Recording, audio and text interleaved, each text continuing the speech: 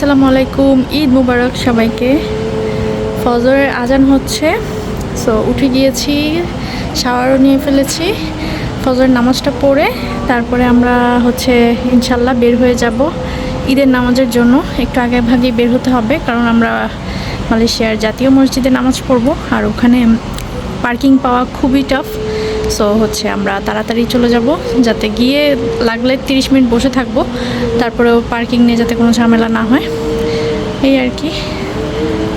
আজান হচ্ছে, আলহামদুলিল্লাহ। গতকাল পর্যন্ত এই সময়ে সেহরি করেছি, আর আজকে ঈদ। আল্লাহ সব ঠিকঠাকভাবেই আমাদের রমজানটা এবার কাটিয়েছি। এবার খুব একটা কষ্ট হয়নি রোজাতে, খুব সহজভাবে মনে হয় রোজাটা চলে গেল, আর খুব তাড়াতাড়ি। তো যাই হোক, এখন আপনাদের ভাইয়াকে উঠাবো, আয়াতকে উঠাবো, তারপরে ইনশাল্লাহ রেডি হয়ে বের হবো।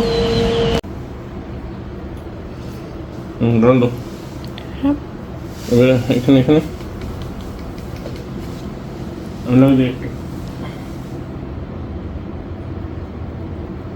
আচ্ছা,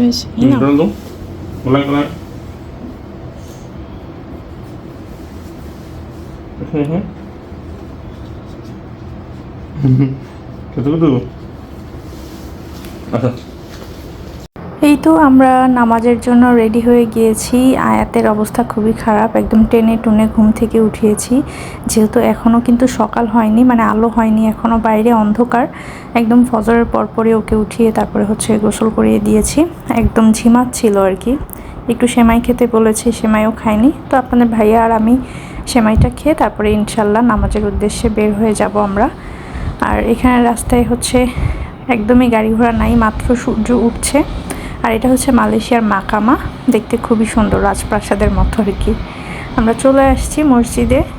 আমরা প্রায় নামাজ শুরু হওয়ার 45 মিনিট আগে মসজিদে গিয়েছি, তারপরেও পার্কিং নিয়ে এত ঝামেলা হয়েছে, প্রচুর পরিমাণে মানুষ এসেছে এখানে। যেহেতু এই মসজিদটাতে মালয়েশিয়ার রাজা, তারপর প্রাইম মিনিস্টার, তারাও নামাজ পড়ে, তো সেই জন্য অনেক মানুষ ছিল। তো যাই হোক, আপনাদের ভাইয়া আমাকে একটা সাইডে নামিয়ে দিয়ে তারপরে ও পার্কিং করতে চলে গিয়েছে, যেহেতু মেয়েদের নামাজের জায়গা অন্যটা, সো আমাদেরকে অন্য দিক দিয়ে যেতে হবে। মসজিদটা আসলেই অনেক সুন্দর, ঢুকেই দেখি সবাই ছবি তুলছে দাঁড়িয়ে দাঁড়িয়ে, বিশেষ করে মালয়েশিয়ানরা, প্রচুর পরিমাণে বাংলাদেশিও গিয়েছে। এই মসজিদটাতে রোজার সময় একদিন ইফতার করতে আসার কথা ছিল, কিন্তু সামহাও এটাতে না এসে আমরা অন্যটাতে গিয়েছিলাম। কিন্তু পরে ঈদের নামাজ পড়তে এসে একটু আফসোসই হয়েছে যে একদিন যদি পারতাম এখানে এসে ইফতারটা করতে।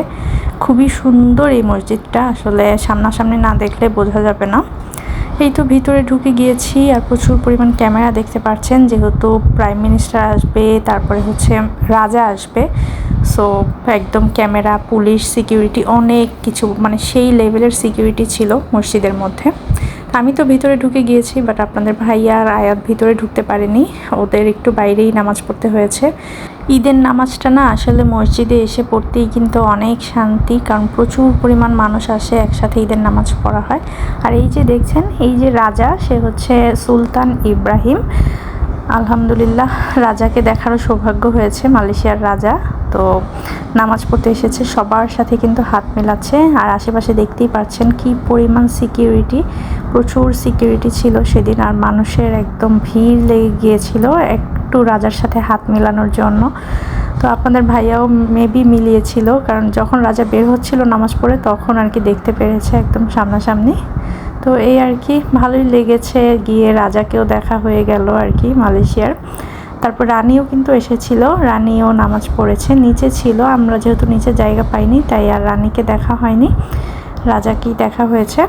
এই তো নামাজ পড়ে আমরা ছবি তোলার জন্য বাইরে এসেছি, এসে দেখি একদম মাথা ভাঙা রোদ, প্রচুর রোদ ছিল, তাকানো যাচ্ছিল না। তারপরেও কয়েকটা ছবি যতটুকু পেরেছি একটু তুলে নিয়েছি স্মৃতি হিসেবে রাখার জন্য। এরই মধ্যে একটা ইনসিডেন্ট হয়ে গিয়েছে, সেটা আপনাদের ভাইয়ার জুতা নিয়ে গিয়েছে, নতুন জুতা সে পরে জাস্ট শুধু নামাজে এসেছে। তো আমরা যখন বের হব তখন আর কি জুতা নাই, কে নিয়েছে বা ভুলে নিয়েছে কিনা আসলে আমরা জানি না। এই তো নামাজের পরে একটু ছোট্ট করে রেডি হয়ে নিলাম, একদমই ঝটপট রেডি হয়েছি, খুব বেশি একটা সাজিনি। কেমন লাগছে আমাকে অবশ্যই কিন্তু কমেন্টস করে জানাবেন। এই ড্রেসটা ফুল দেখা যাচ্ছে না মিররে, তো ড্রেসটা খুবই সুন্দর, খুব সুন্দর এই ড্রেসটা।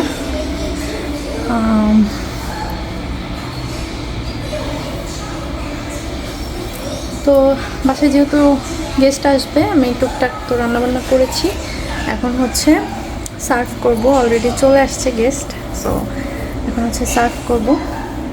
অনেক দিন পরে বড় কানের দুল পরছি, কান একটু ব্যথা করতেছে, এই যে কান ব্যথা করতেছে। তো এই আর কি, রেডি সেডি হয়ে গিয়েছি ঈদের জন্য। এটা কিন্তু আমার ঈদের মেইন ড্রেস না, ঈদের মেইন ড্রেস বাকি আছে, পরে পরবো। এটা ঈদের মেইন ড্রেস না। সো গেস্টরা যাক, তারপরে ইনশাল্লাহ ওইটা পরে আমরা একটু বাইরে যাব। তো চলেন আস্তে ধীরে সব কিছু রেডি করি। কী অবস্থা! আর এই আমার হাতের মেহেদি অনেক সুন্দর কালার আসছে। আমি তো ঝটপট করে খাবার সার্ভ করে নিয়েছি, খুব বেশি একটা ভিডিও করতে পারিনি খাবার সার্ভিংয়ের পরে, কারণ এত টায়ার্ড হয়ে তার মধ্যে গেস্ট এসেছে, সব কিছু সার্ভ করে রেডি করে দিয়েছি। আর এখানে সুন্দর একটা পুডিং কিন্তু বানিয়েছিলাম আমি, পুডিংটা আগে দেখানো হয়নি, ডিমোল্ড করা ছিল না আর কি। আর সামনেই যেহেতু আমার একটা মিরর, আমার মিরর দেখলেই খালি মন চায় ছবি তুলি, ভিডিও করি, তা আমি একটু ভিডিও করছিলাম। আর ঈদের দিন আসলে মেহমান আসবে, বাসায় খাবার দাবার রেডি করব, এগুলো করতে না আমার খুবই বেশি ভালো লাগে। তো আলহামদুলিল্লাহ ছোটোখাটো করে আর কি কমপ্লিট করতে পেরেছি। আর এখানে ড্রিঙ্কসটাও একটু করে ঢেলে দিচ্ছি। বাহিরে ঈদের দিন এত পরিমাণ গরম ছিল, প্রচুর গরম লেগেছে। আমি জানি না কেএলের বাইরে নাকি অনেক বৃষ্টি হয়েছে, বাট আমরা যেখানে আছি মানে মাথা ভাঙার রোদ সকাল থেকেই ছিল। আর আমি ভীষণ টায়ার্ড ছিলাম, মাঝখানে একটু ঘুমিয়েও গিয়েছিলাম নামাজ পড়ে এসে, তেমন একটা খাওয়া দাওয়া করিনি। তো এখন হচ্ছে সবাই মিলে একটু ভরপুর খাওয়া দাওয়া করব, তারপরে রেস্ট করব। একটু রেস্ট করে দেন আমার ঈদের মেইন ড্রেস পরে তারপরে হচ্ছে আমরা একটু বাহিরে যাব। হয়তো বাহিরে বলতে কি তেমন তো না, একটু ঘোরাঘুরি করব আর কি, কয়েকটা ছবি তুলবো এই আর কি। আর তেমন কিছুই প্ল্যান নেই আসলে, দূরে কোথাও যাওয়ার কোনো প্ল্যান নেই। তো এই তো গেস্ট চলে গিয়েছে, খুবই এক্সস্টেড হয়ে আছি। আর রাতে ঘুম হয়নি আসলে, একদমই ঘুমাইনি রাতে, যেহেতু সকালে নামাজ ছিল আর কাজ করতে করতে অনেক রাত হয়ে গিয়েছিল, তো এই জন্য আর ঘুম হয়নি আমার। সো এই আর কি অবস্থা। একটু রেস্ট করব, রেস্ট করে ইনশাল্লাহ আবার রেডি হব, রেডি হয়ে বাইরে যাব। তো এই ভিডিওটা এখানেই শেষ করে দিচ্ছি। সবাই ভালো থাকবেন, আল্লাহ হাফেজ।